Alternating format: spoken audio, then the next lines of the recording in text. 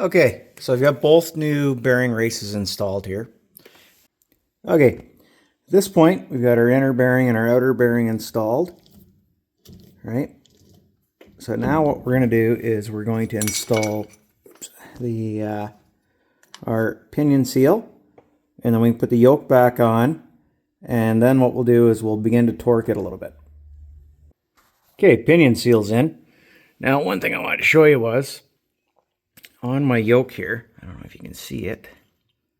See if we can find the SKF right there. So that's a part number if you need a speedy sleeve to clean up the yoke, if your yoke has some wear and tear on it like mine did. Okay, at this point I've loosely tightened it, just enough that it's taken some of the play out of it. You can see there's still a little bit of play that we'll take care of when we torque it. But now we can go around the back side and install our carrier assembly. Okay, so at this point I've been playing with it and playing around with the cast shims, and basically they're not going to work. So I've had to order a shim kit because I went down to the barn to try and get into the probably 100 or more shims that I have already. And I realized that cabinet is in the very back corner of the barn with a Camaro in front of that and a sandblaster behind that and some tires, and yeah, there's just a whole pile of stuff in front of it, and I'm not moving all that stuff when I can buy a shim kit for $17. Okay, so here's the real portion of the Real Guy Garage, and I try to reiterate this often because I've tried to base this channel only in reality. So the reality of restoration is you're going to run into a point in time where you're doing a job and you're going to need parts. Now in my case, the cast shims that I had to work with, which you can see my vernier there, I can't get a proper pattern on this differential. So I needed shims. So I took a wander out to the barn where I knew I have about 300 shims. The problem is those 300 shims are behind everything, and there's no way I'm getting to them until probably the spring at the earliest. So we go online and we check. Okay, well, I can get them from Amazon, I can get them directly from Richmond, I can get them from a whole bunch of different places, including Rock Auto. So I choose Rock Auto because they had it for a few dollars less than everyone else, and that included shipping. And I've always had good luck with Rock Auto. So I order it, 3 days comes around, and I get this. I get one shim. Right? So obviously an error from the warehouse. I contact Rock Auto, explain what happened. They go, yep, that's obviously a problem. We will send you another one. So it came from a different warehouse. And a few days go by, you know, and we get the right ones here. So why do I bring that up? Well, that's the reality of it is we needed parts, and because we needed parts, it took us an extra week to get those parts. So what could have been an afternoon job turned into, you know, almost 2 weeks. But that's the reality of doing this kind of stuff. Okay, so I wrestled the gear set back out, and here's what we had for shims in it. These are the original cast iron shims, obviously. So I'm going to measure these. Okay, so that's what we had for our original shims. These are the ones that came out of the diff originally. These are what we had in the diff, which explains a lot, kind of. Why it was so damn tight to get out of there. But anyway, now comes the fun part. We have to take and build up a set of shims that will work and move our differential carrier assembly towards the right of the vehicle. Okay, before I get too carried away, and that's going to happen, I already know that. So these are your shim kits. So what it gives you is these two shim carriers, and these of course replace the cast carrier. So, and then what you can do on top of them is where you actually stack your shims, which vary in thickness. So I'll go through and I'll measure all these shims. Well, a fair number of them anyway. As you can see, they're all different thicknesses. And we'll kind of get ourselves into a preliminary idea as to our setup, and then we'll test it in the carrier, and we will adjust accordingly. Okay, so I mentioned that they were all the way behind everything. So I spent the last couple hours moving crap in here, most of which isn't supposed to be in here. It's supposed to be in a shop that I haven't built yet, because they were inside this Blue Street cabinet that's all the way in the very back here. So I had to move bumpers and diffs and cabinets and sandblast cabinets and hot water pressure washers and all kinds of crap to be able to get to it. Okay, now that I threw some of the trash out of this bin, I'll give you a little story time here. So I bought that cabinet out of a scrapyard. Somebody had thrown it in the pile. And when I got it home, because I wanted the cabinet, I opened it up and I said, boy, look at all those shims. I bet one day I could use those. Now this would be about, I don't know, 6-7 years ago. And here we are, and boy, I could use those shims. So going through here, the first thing I noticed was I came across, that is a inner pinion bearing for a 10 bolt, which is what we're working on. Then I find we have our cross shaft and bolt for a 10 bolt.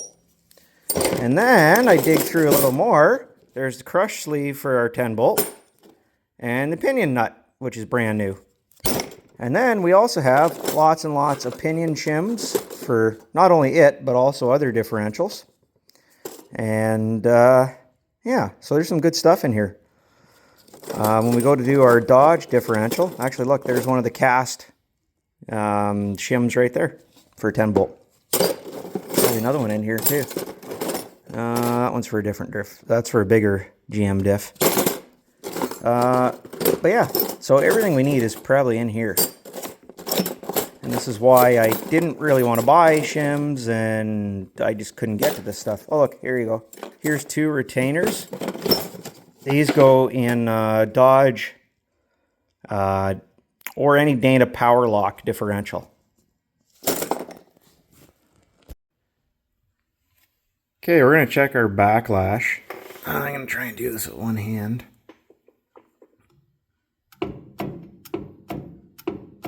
So it looks like we're about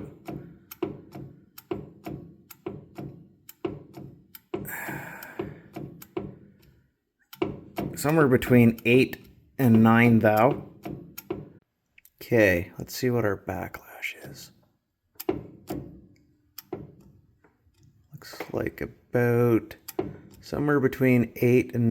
Okay, in terms of shims, I didn't need to shim the pinion.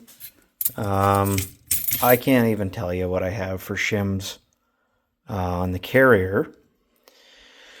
So I'm not saying you're on your own, but what I'm saying is you're going to have to do what I did, and that's you're going to have to try different shims, check your pattern, see how it looks. Tried more shims on one side, less shims. You know, that's what I did. Okay, at this point I've done my best to clean off the marking compound. And what I've done is I've shoved the axles back in. We've put the springs, or not the springs, sorry, the retaining clips back on the axle shafts. And now what we can do is put that pinion shaft back in there and put the bolt back in it. Okay, so with that done, we can put our diff cover back on, put our drive shaft back in, put our drums and tires back on. The only other thing I'm going to mention at this point is that what you should do is put a limited slip additive in when you add your diff fluid. And as long as you do that, you should have, you shouldn't have much trouble. Okay. All right, so we're going to put some fluid in this thing. So GM says 80-90. And then because we have a limited slip or Posi or sure grip or track lock, you of course have to put a friction modifier. So that's what we have here. So in theory, it should take 2 of those, 1 of these. Okay, so assuming your truck is not freshly painted, then there's a good chance that underneath here, you're going to be all full of crud in this area. But that's where you're going to find your drain plug, or I guess actually fill plug, sorry. And it is just a 3/8 square.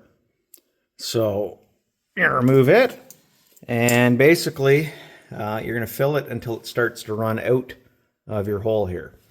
So what I've done is I've jacked up the front of the truck, so in theory it's fairly level and we get a fairly accurate reading. And we're going to go ahead and put our fluid in. Okay, one of the things that I do, because I'm lazy, I put a bit of the fluid in and then I dump the friction modifier into here because it's easier to put this into that hole. Okay, so I figured I owed you a bit of an explanation as to why I wasn't too concerned about the gear pattern when we were setting up this differential in my truck. And it's because we were reusing the ring and pinion. Now, if we were using a new ring and pinion, then I would have been more concerned about both the drive side and the coast side of the gear and ensuring that I got a, well, in theory, almost perfect pattern on both.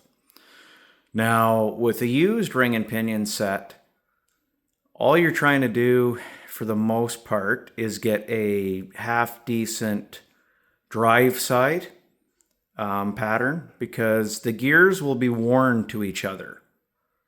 If you've ever ran in a brand new gear set, the pumpkin gets warm, right? Because they're wearing in. Their case hardening is what essentially happens. So once your case hardened, what you're trying to do is essentially get the same pattern as what it had when you began. Now, usually that means that you don't have to shim the pinion, but you will have to shim your carrier, which is what we ended up doing. We ended up with no pinion shims, but we ended up with carrier shims. So we got a pretty good pattern on the drive side of the gear and an okay pattern on the coast side. So this diff should be okay. If it's not, you know what, down the road, buying a pinion seal and a ring and pinion is not a big deal, and we can swap it out and reshim it. It's not a huge deal, but at least now it has it's got a Posi set in it. So hopefully some of the information in this video helps you out, and hopefully, you know, you can go ahead and do a bit more work on your truck. You know, I certainly don't know everything, and I'm certainly not the best at everything, but, you know, it doesn't take a whole lot of special tools to do this. And it's something that most people who have a mechanical inclination can go ahead and achieve on their own. You can rebuild your diff, or you can, you know, put in a Posi unit.